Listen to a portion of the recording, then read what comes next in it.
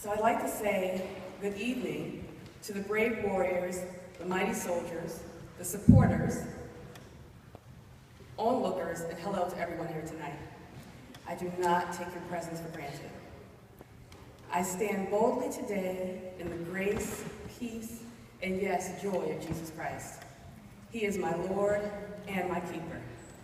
Without him, someone else would be standing here this evening, perhaps talking about the woman who took her own life after her son lost his. I honor all of the survivors here tonight. You are bold, you're courageous, you're transparent, and you won't go away. That's the funny thing about survivors. They survive. We survive. And I'm so privileged to share this space and time with you this evening.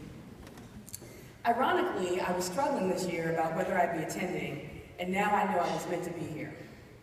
Not because of this platform, but simply this. I have something to give to you, and you have something to give to me. We breathe life into one another. And if there's one reverberating and pervasive lesson that I've learned on this nearly 6-year journey of private and sometimes public grief, it is to stand tall in my truth.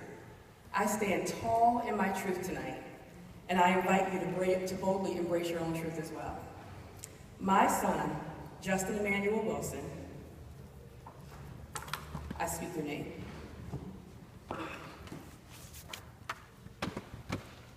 I speak that you didn't deserve to die at the tender age of 20 years old, ambushed and shot down by the wicked, hateful hands of a 15-year-old boy twisting in his own turmoil and pain. I will not speak his name.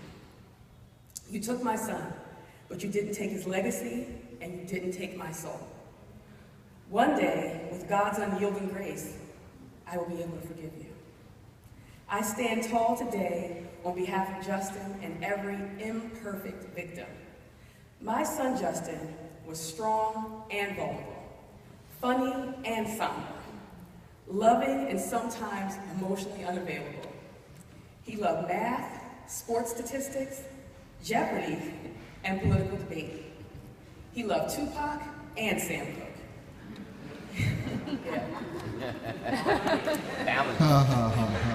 He was loyal to his family and his friends, even when it wasn't returned. He was a happy new dad and a tired old soul. He was imperfect. Justin had a criminal record, and he sold marijuana. He was raised lovingly and according to God's principles, and he still made errors in judgment. Justin was a human being, and he forgave me for my mistakes, so I forgive him for his.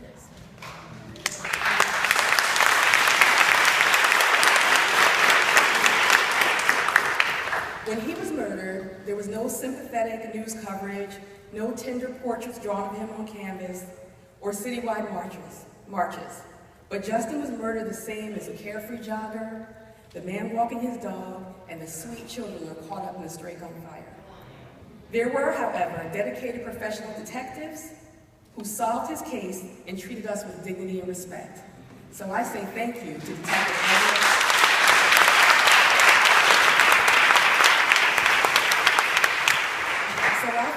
Thank you to Detective Angela Gaines and Detective Levi Morton and District Attorney Tommy Lipscomb. Justin had hopes, dreams, conflicts, misgivings, and one hell of a high IQ. I stand tall tonight in the truth knowing that we are only as sick as our secrets. I stand tall tonight knowing that the numerous mistakes that I've made could have handily led me to the coroner's table, but yet here I stand. Here we all stand. A society of imperfect people trying to make it the best way we can, one good decision and one kind act at a time. So I urge you, I implore you, I beseech you, whenever you have an opportunity to speak life to someone, choose life. Don't choose condemnation.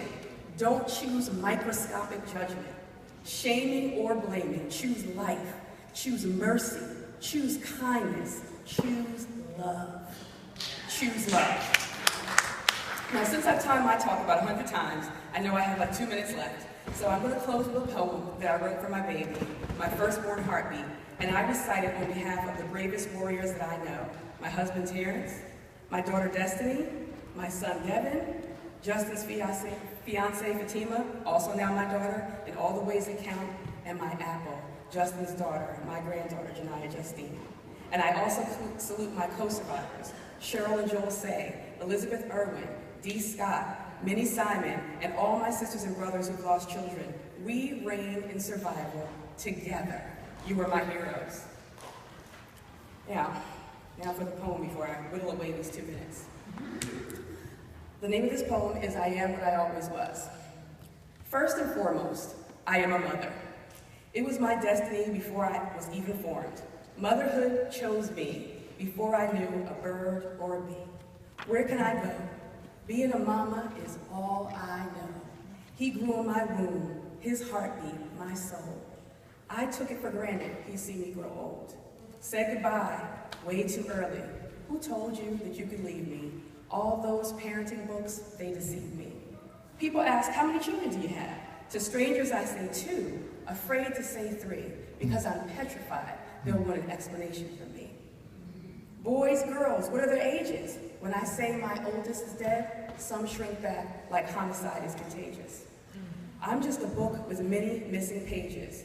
I wish there could be a rewrite to recreate that last night. He paid the ultimate price and left me here to fight for our sanity, to still find good somewhere in this twisted humanity. I believe I have. I think I found him among all the people that prayed for me to live when all I wanted was to close my eyes and meet my little prince in the sky. Yet here I still remain on this side of heaven, glad I didn't sleep eternally. Really wasn't my turn to be gone. Got a whole family I can't yet leave alone. Thank you, Lord. Bless your great name. I'm victorious, though I don't think I want to be. People think I'm strong, asking me how I do it. I say, you trust in God? This kind of thing will make you prove it.